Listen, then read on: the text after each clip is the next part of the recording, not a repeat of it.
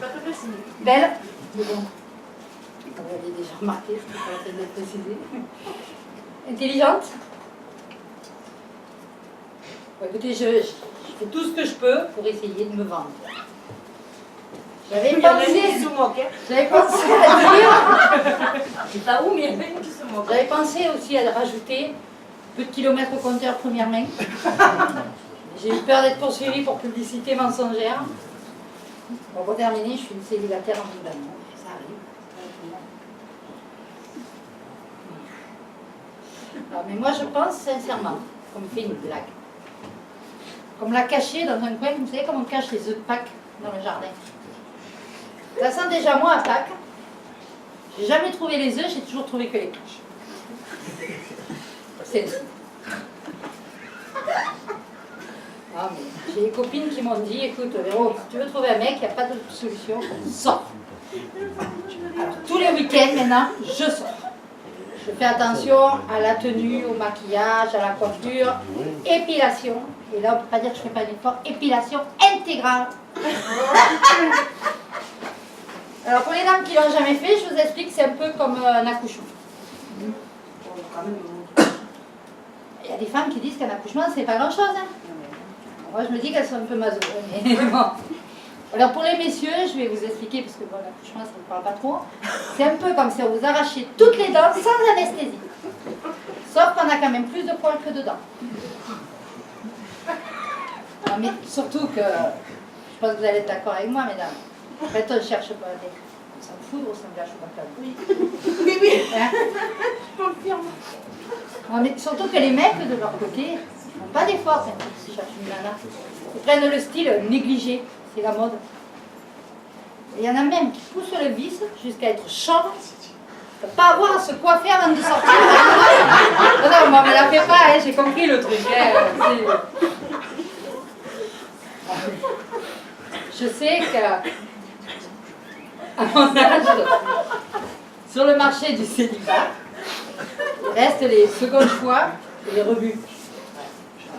Je l'accepte, j'en ai conscience, je ne sais pas être trop difficile. Mais moi, le problème, c'est que quand j'embrasse un crapaud, eh bien, il reste un crapaud. Et là, ça marche pas. Non, mais à un moment, au début que j'étais célibataire, j'ai des couples d'amis qui m'ont invité pour me présenter leurs potes et qui voulaient se débarrasser. J'ai même mes copines qui m'ont présenté leur ex. Moi, j'ai dit non, mais c'est bon, stop, arrêtez.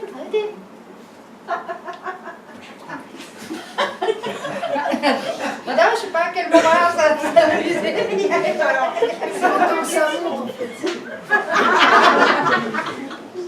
Oh, qu'il est dur ce petit. C'est la première batch. On sait pas. Il va avoir peur, lui, pour se marier. Oui, donc je vous disais, elles m'ont présenté leur ex pour se débarrasser.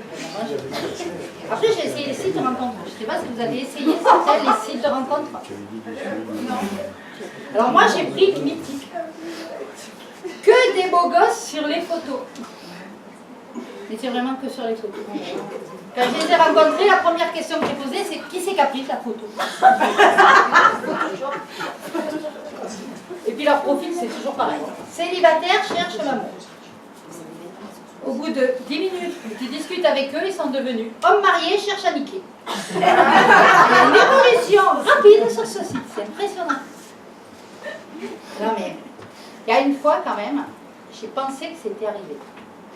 Je marchais dans la rue, il y a un mec qui s'arrête, avec une super voiture, comme Richard Gere, vous savez, dans Pretty Woman, il sort de la voiture, il pose un genou à terre, il fait une déclaration d'amour, comme dans les films. Je dis, ça y est, super, ça y est, ouais, je l'ai rencontré.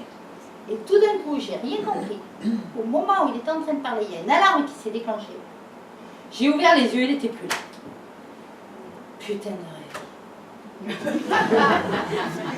Ah, mais à un moment, je me dis aussi que peut-être que je ne l'ai pas rencontré parce qu'il est plané. Je suis peut-être une cougar qui s'ignore. D'ailleurs, à ce propos-là, j'ai entendu tout à l'heure qu'il y a un petit jeune homme dans la salle. Histoire que je puisse enfin avoir la réponse à ma question. Et Et ton majeur. je fais comme je peux. Plus de 15 ans. C'est bon. Mais non, mais il est avec une demoiselle. Attention. Mais une fois aussi, à un moment, j'en ai rencontré un, pas comme ça, mais j'en ai rencontré un. Il était gentil,